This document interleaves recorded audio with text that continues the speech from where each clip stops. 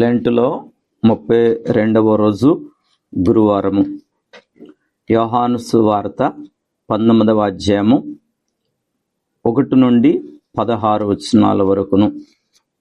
అంశము: యేసు పిలాతు ఎదుట నుండుట, అతనిని సంహరించుము, సిలువ వేయము. ప్రార్థన. నా దేవా, నాకు అనుకూలమగు రీతిని నీ నిమిత్తము నెరవేర్చిన నా రక్షణను సాధించినందుకు నీకు వందనములు, నమస్కారాలు చెల్లిస్తున్నాను.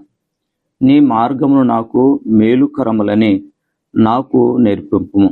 ప్రభా, మీకు వందనాలు. పిలాతునకు నీవిచ్చిన కృపా కాలములను తలంచుకుని నా కట్టివి లభించినట్లు దాటిపోనీయక రక్షణ ధరలు నడిపబడినట్లుగా అనుగ్రహించమని ప్రార్థిస్తున్నాం. సమస్తము నీ చిత్తమునకు లోపరిచి నీ రాజ్య వారసత్వమును సంపాదించుకోనున్నట్లుకు నీ దీవెన నాకు దయచేయమని నిన్ను బ్రతిమలాడుకునుచున్నాను. ఈ దినము గురువారం ప్రార్థన ద్వారా రావలసిన దీవెన మాకు దయచేయమని సిలువనాథుడైన యేసయ్య నామములో అడిగి వేడుకుంటున్నాము తండ్రి. ఆమేన్. సిలువ మోసినావుగా, దోషినైన నాకై కరుణ చూపినావుగా, విలువలేని నాపై. సిలువ మోసినావుగా, దోషినైన నాకై కరుణ చూపినావుగా, విలువలేని నాపై. గాయముందినావుగా